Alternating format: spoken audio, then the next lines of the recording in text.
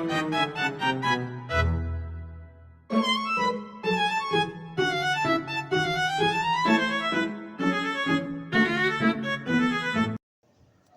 sobat pendengar, selamat datang di podcast kami Teknik Sehari-hari, tempat di mana kita bahas hal-hal teknis. Saya Ahmad Rizky. Kita sekarang hari ini bakal ngobrol-ngobrol santai tapi informatif. Pembahasan kita pada hari ini kipas angin servis HP. Saya sudah ditemani oleh seorang siswa yang menekuni bidang elektronik, terutama servis HP dan kipas angin. Langsung saja kita sapa orangnya. Halo Mas. Halo, terima kasih sudah diundang ke sini.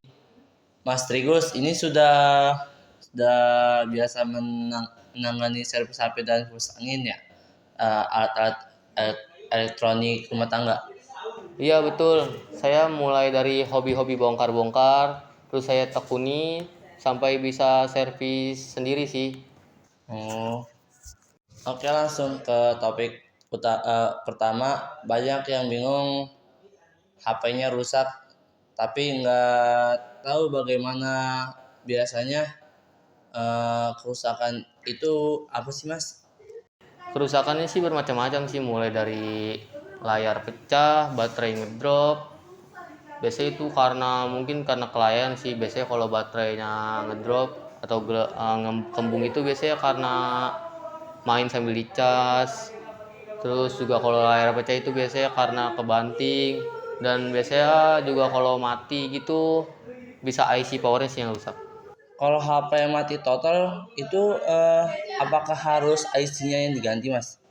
Oh enggak tentu sih, karena biasanya HP mati total juga bervariasi, banyak juga yang rusak. Jadi kita nggak bisa tanpa analisa. Oh, berarti penting ya buat servis ke tempat yang ngerti ya? Ya betul, karena kita nggak bisa sembarangan ganti komponen tanpa analisa. Karena kita juga perlu ngecek-ngecek, pakai alat-alat yang memadai. Berapa sih kisaran harga servis ringan dan servis berat itu? Servis ringan itu mulai dari baterai sih. Kalau baterai itu di kisaran harga 100.000 sampai 200.000. Kalau LCD itu mungkin ya sedang lah, kerusakan agak ringan, dia biasanya benarnya bisa nyampe 300.000. Dan paling berat itu mungkin IC-nya sih. Kalau IC itu bisa kisaran 500 hingga 600. Kita lanjut ke topik kedua aja ya Mas ya, yang kipas angin. Kita lanjut kipas angin ya Mas. Masalah paling sering itu apa aja sih Mas? Biasanya itu ada kipas yang nyala tapi nggak mau muter, itu mungkin ada masalahnya, mungkin karena kipasnya macet atau kapasitornya lemah. Dan kalau misalkan nggak nyala sama sekali, itu mungkin bisa jadi karena dinamonya itu kebakar gulungannya. Oh, kalau suara kipas angin berisik? Oh itu mungkin karena ininya sih seret sih, karena seret jadi dia berisik dan susah muter sih. Oh, berarti bisa dibilang kipas itu cukup awet ya. Kalau rutin dibersihkan?